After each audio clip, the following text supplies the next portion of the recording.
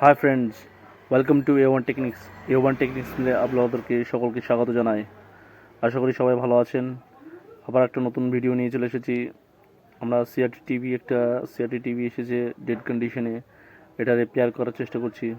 আমরা এটা রিপেয়ার করব, আপনারা দেখতে থাকুন। যে কোনো CRT LED TV, Android TV repair শিখতে হলে দাস টেক স্কিলে জয়েন করুন। এনরোলমেন্ট চালু আছে।